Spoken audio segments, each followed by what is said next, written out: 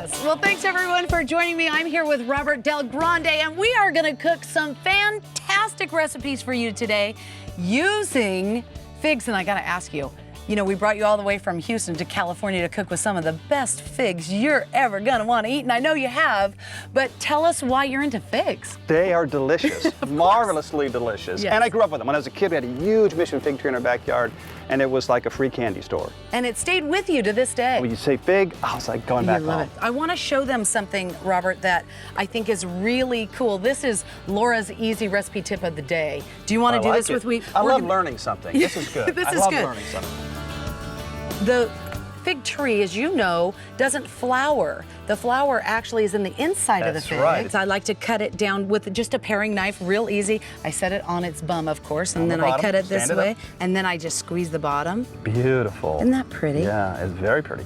Now, this is the Black Mission, but I am falling in love with these. Sierra figs, they're so perfumey and creamy inside. And oh, they're just delicious. really good. Because to be honest, like them, really, really like them. Can have a couple of them. I could eat about a dozen of these. That's why you have two hands.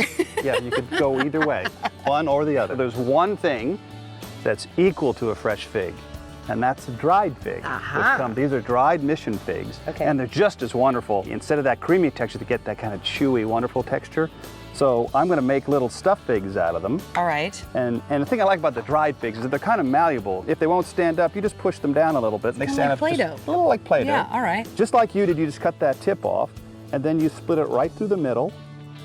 Now watch this. So now we have the two halves, as you can see, open and close. And then another opportunity to put something in there. See, you just see every step of the way. A little bit of flavor. That. So I call the fig is like the base flavor, right? Okay. That's kind of that chewy, meaty, slightly sweet one. And then here's some wonderful bacon. Bacon. Who doesn't love bacon? Who doesn't love bacon? So you can put a little piece of bacon on top of the fig. And they say the three things that go great with figs are prosciutto, ham, and cheese. Yes, because they're a little bit salty.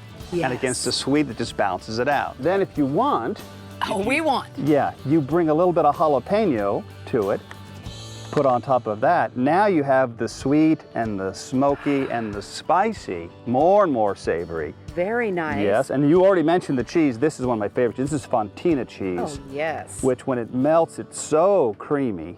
And we'll put that on top of that one. And then we put the little bookend, the top, back on top of that. I'm gonna make one right along with you. Sure. Most people are thinking dessert, fresh.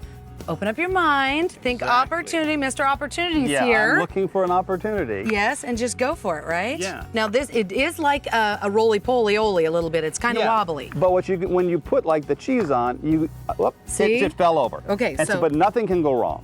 You just press it down a little bit. Again, the Play-Doh idea. So you just kind of flatten it just a little bit and push down, ta-da, and just put them in a pan. Okay. And then we're gonna pop them in the oven for 5 minutes. And that cheese is gonna melt around the outside. It's gonna be wonderful. What are we calling this, a fig melt? Yeah, fig melt. Well, that would work. Fig melt. I was calling it fig flameado from the Spanish for flamed fig. Very nice. You know, they make nice. cheeses that way, so flameado cheese, it melts, you know. We're gonna show you what these figs look like when they're melted and look beautiful. They're so gorgeous. We already have some actually cooking in the oven right now. This is a really fun recipe. Find it on our website, bringingithome.com. But if you want a new fun way to use dried figs, look at that.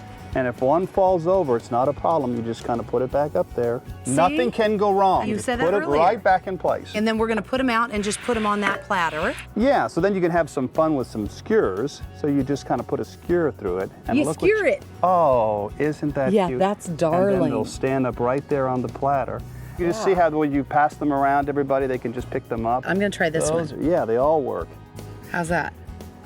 You could find the right little skewer for every season. How'd we do? There you go, perfect. Okay. Yeah, there's nothing to it. All right, see, there's nothing really to go it. Wrong. Nothing can go wrong. Mr. Opportunity.